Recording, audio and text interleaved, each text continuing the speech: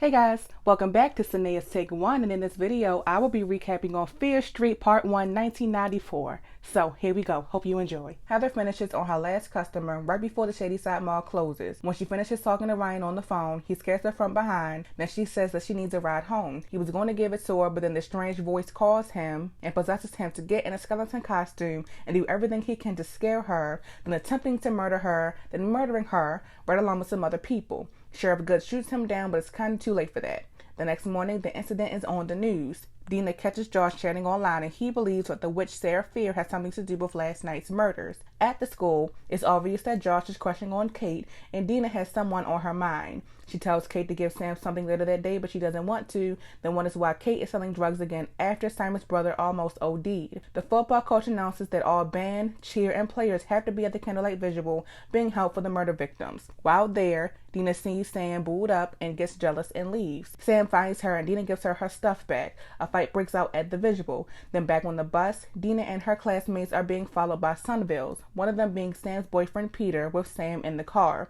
Kate and Dina decide to try and throw water on the car, but Dina's nose starts bleeding, causing her to drop the entire cooler, to which the car crashes into the woods. Falling out the car, Sam's nose starts bleeding and she begins seeing images of the witch right before Dina finds her.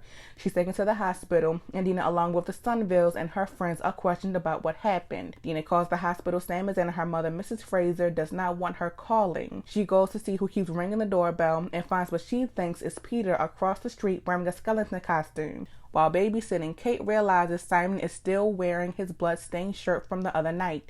Dina calls Kate to say Peter's messing with her. Then soon after, Kate and Simon find some guy in the same skeleton costume in the house and also think it's Peter and tell Dina and Josh about what happened. They all go to the hospital and Dina tells Sam about what's going on, and Peter shows up costumeless. Josh hacks the vending machine. Then Sam and Dina argue about whether or not Peter's been at the hospital all night. Turns out he was actually with Sam because the skeleton guy kills him. While hiding, he finds Sam and Dina and try to fight him off, and Dina realizes that it's Ryan. The girls tell Sheriff Good that Ryan tried to kill them, but he acts like he doesn't believe them. Simon sees a girl sitting on the ground and tries to talk to her. Her face shows that she's been slashed, and she slashes him, then tries to kill them. Dina shoots her multiple times, but she doesn't die. Josh recognizes Simon's description of her as Ruby Lane, who's one of the Shadyside killers, among others, and explains that the witch Sarah Fear is turning Shadyside residents into killers. Sam tells everybody that she saw the witch, and they go into the woods where Sam ended up after the accident and realize that they're on the witch's grave.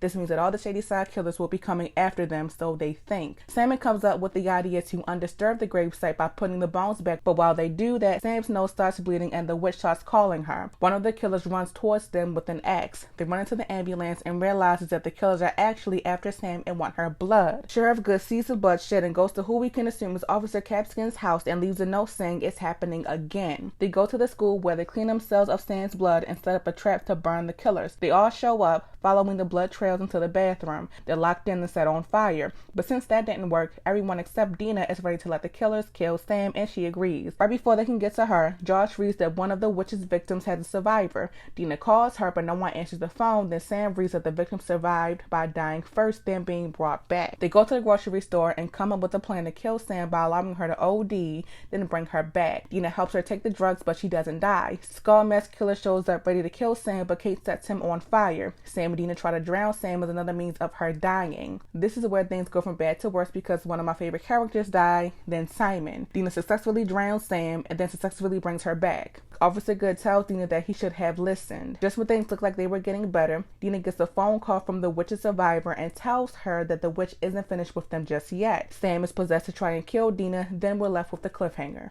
Thank you for watching this video. If you enjoyed yourself, hit the like button, subscribe, and type in the comments how you felt about this Fear Street Part 1 1994 recap and or Fear Street Part 1 1994 as a whole. Be sure to stay tuned for the Fear Street Part 2 1978 recap, and as always, thank you for tuning in to Sanea's Take 1. Thank you, and thank you.